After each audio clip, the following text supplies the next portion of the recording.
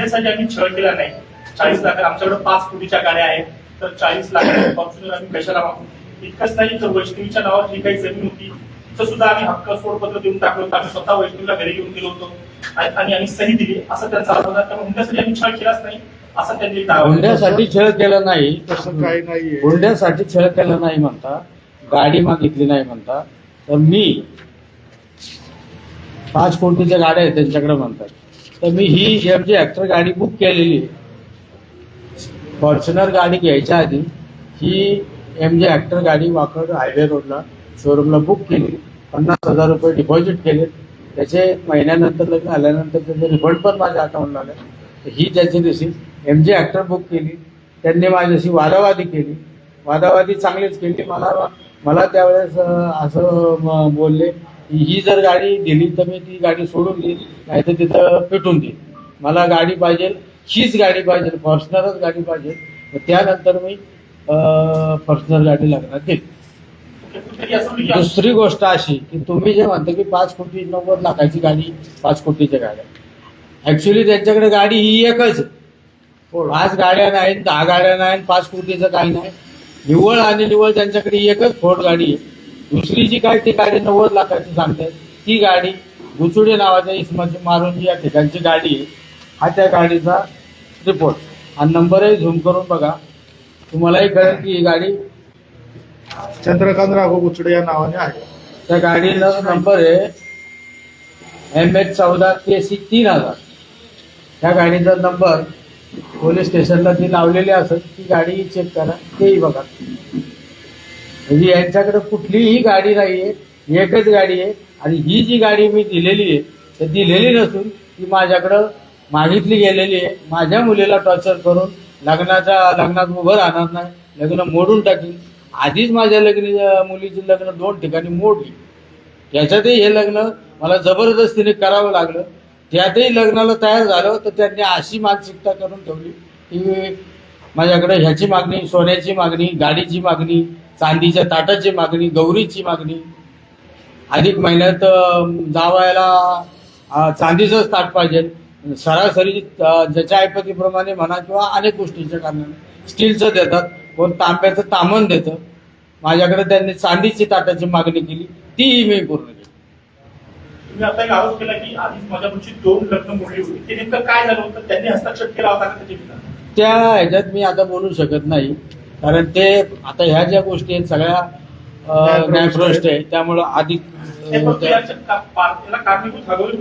याला कारणीभूत हगवणे आहेत आणि त्याचंही आपल्या समोर थोड्याच दिवसात ते पण उलगडा होईल. निलेश चव्हाणच्या घरी 100 लोक घेऊन गेले होता बाळ आणण्यासाठी. त्यामुळे त्यांनी तुम्हाला कदाचित बंदुकीचा धाक दाखवला असं त्यांचं म्हणणं आहे. आणि या प्रकरणात ते जे बाळ होतं ते या निलेश चव्हाणकडे त्या हगवणी कुटुंबियांनी सांभाळण्यासाठी दिलं होतं. तुम्ही 100 लोक घेऊन मॉब घेऊन त्यांच्या घरी गेला, त्यामुळे त्यांनी तुम्हाला दंड दिली असा त्यांनी आरोप केला. बरं, आता तुम्ही म्हणता की त्यांनी असा आरोप केलाय. जर त्यांची सून मयत आहे, हे मयत आहे म्हणतात, तर त्यांना हे असं सुचलं कसं की बाळाला सांभाळायला द्यायचं. सांभाळायला जर आपली सून मयत झालेली हे सोडून, आणि हा निलेश चव्हाण त्या वेळेला कसा, ज्या वेळेस माझ्या मुलीला मारलं गेलं, मग माझ्या हिशोबाने मी निलेश चव्हाणलाच याच्यात आरोपी म्हणून हे करेल. हा पण त्या कटात सामील होता, निलेश चव्हाण सुद्धा या कटात सामील आहे असं मी ठामपणे सांगतो तुम्हाला. हे जे म्हणतात की बाळाला घेऊन गेला, निलेश चव्हाण बाळ होतं, बाळ घराच्या तर बाहेर नव्हतं, वैष्णवीच्या तर जवळच होतं. याचा अर्थ काय की हा निलेश चव्हाण वैष्णवीच्या जवळच हे सगळं कुटुंब होतं आणि ह्या कटात हाही सामील आहे असे माझ्या ठाम आरोप आहे त्यांच्यावर. बाळ आणण्यासाठी जेव्हा त्या निलेश चव्हाणच्या घरी गेला होता, 100 लोकांचा मॉब घेऊन गेला. बाळ आणण्यासाठी गेला हा माझा भाऊ गेला होता. बाळ आणण्यासाठी माझी मानसिकता नव्हती. ज्या वेळेस बाळ आणायचं, माझ्या मुलीचे मयत झाल्यानंतर तिचे अंत्यविधी चालू झालं. दुसऱ्या दिवशी, अंत्यविधीच्या दुसऱ्या दिवशी माझे दाजी उत्तम बैरट, मोहन कसपटे, त्या आमच्या सगळ्यांची यांची चर्चा झाली. चर्चा झाल्यानंतर उत्तम बैरटांनी करिश्मा अगवलेंना सकाळी 7 ते 7:30 वाजता फोनही केलेला आहे. तोही आपण त्या ह्याच्यात शोधून पहा, तोही नंबर मिळेल करिश्माच्या मोबाईलवरती हे केल्यानंतर. त्यांना सांगितलं की आमचं बाळ आमच्याकडे द्या. आमची मुलगी गेली, त्या मुलाईलाही तुम्ही काय करसाल. त्यावेळेस तिने 1 दिवस 2 दिवस काही आणून दिलं नाही. त्यानंतर त्यांच्याच राजेंद्र आगवण्याच्या सख्या भावानी मोठ्या जयप्रकाश आगवणे यांनी उत्तम बैरट यांना फोन केला आणि फोन करून त्यांनीच सांगितलं की तुमचं बाळाला घेऊन जा. ते बाळाला खूप वेंडसाळ होती, ते रडतंय, तिकडे नीट सांभाळलं जाणार नाहीये असं आम्हाला कळलेलं आहे, तर तुम्ही बाळाला येऊन घेऊन जा. त्यावेळेस माझा भाऊ मोहन कसपटे आणि आमचे दाजी उत्तम बैरट हे दोघं प्रभात रोडला आगवण्यांच्या घरी गेले. आगवणे म्हणजे जयप्रकाश आगवणे, राजेंद्र आगवण्याच्या घरी. हे दोघं तिघं जाऊन त्यांच्या मुलीला घेऊन त्या निलेश चव्हाणच्या घरी गेले. घरी गेल्यानंतर ज्या वेळेस मुलाचा आजा जयप्रकाश आगवणे यांनी बाळाची मागणी केली की हा माझा नातू आहे, बाळाला आमच्याकडे, त्यावेळेस निलेश चव्हाणांनी बंदुकीचा धाक दाखवून त्या आजोबावर पिस्तुलाचा धाक दाखवून म्हणले तुम्ही कोण, तुमचा काय संबंध आणि ही लोक कोण, यांना आम्ही ओळखत नाही आणि तुम्हालाही ओळखत नाही, तुम्ही आजोबा आहे का काय, मी तुम्हाला अजून पाहिलेलं नाही. जर ह्या निलेश चव्हाणला त्या मुलाचा आजोबा माहित नाही आणि हे असं कसं सांगू शकतात की बाळाला मुलाला सांभाळायला दिलं, त्या निलेश चव्हाणकडे सांभाळायला दिलं. म्हणून माझा ठाम आरोप आहे त्यांच्यावरती की हा कटात सहभागी असू शकतो. हे बाळ गेलं कसं त्याच्याकडं, ही माझी मागणी आहे आपल्या माध्यमातून. त्या दिवशीच वारजे पोलीस नाही, बाळ आणून दिलेलं अज्ञात व्यक्तीने आमच्या भावाला आणून दिलं. तुम्ही गेले त्या दिवशी तक्रार केली होती का वारजेला हे सगळं झालं पिस्तूल दाखवलं त्याच दिवशी गेले होते की नंतर गेले होते? आम्ही त्या दिवशी फोनद्वारे PSI साहेबांशी, डोंगरे साहेबांशी बोललो होतो. त्यानंतर ते म्हटले की तुम्ही रितसर कंप्लेंट द्या.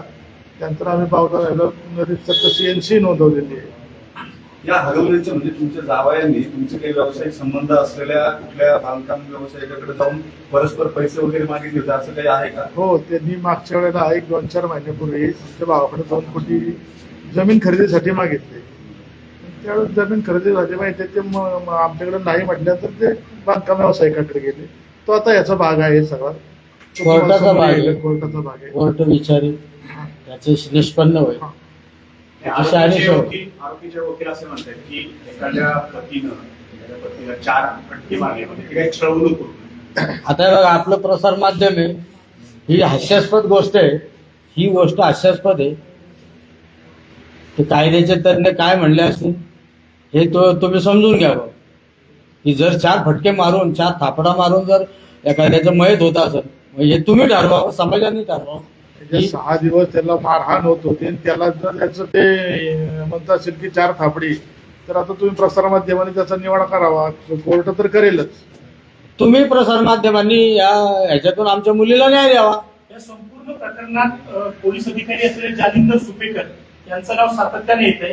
तर वैष्णवी हयात असताना किंवा तुमच्यासोबत काही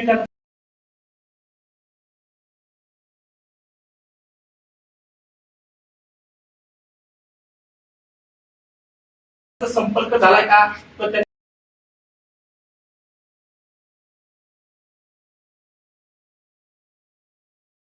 सांगितलं गेलं आणि त्या मामाच्या जीवावरती आम्ही काहीही करू शकतो. 2 कोटी रुपये दिले नाही म्हणून मला धमकी देऊन गेलेले. मामाचं नाव सांगून तुम्हाला धमकी देऊन दिली. अहो, ते नेहमीच सांगायचं ना, लग्न ठरवतीच्या वेळेलाही त्यांनी तसंच केलेलं आहे. त्यांच्या जन्मपत्रिकेचा तो बायोडाटा असतो, त्या बायोडाटामध्ये सुद्धा मामा म्हणून सुपेकर जालेंदर यांचं नाव आहे खाली. तुम्ही आतापर्यंत वेळोवेळी लग्नानंतर किती पैसे दिले हगवण्यांना? नाही, ते मी ते तिथं सांगू शकतो, मी आपल्या माध्यमाशी नाही सांगू शकतो. आणि ते काल आणखी असंही म्हटले की त्यांनी एका जमिनीच्या व्यवहारासाठी वैष्णवीला तुमच्याकडे आणून सोडलं होतं कुठली मागणी न करता. त्याचा नेमका खुलासा काय? तुमचा हक्क सोडा आता हे बघा, हे न्यायप्रविष्ट आहे, सगळं बोलणं उचित राहणार नाही, कारण ह्याचा परिणाम दुसरा होऊ शकतो. त्यामुळे मला त्याची जास्त कारण न्यायप्रविष्ट जास्त न बोलता एवढंच सांगेल की तिला 6 ते 7 दिवस आमच्या माहितीने सलग मारहाण होती. आपल्या माहितीने रिपोर्टच आहेत तसे रिपोर्ट 5-6 दिवस तिला मारहाण करण्यात त्यावेळेला एकदा आली होती 10 तारखेला, त्यावेळेला ती तशी आईपाशी बोललेली आहे की मला मारहाण होतीये, मला छळ होतोय.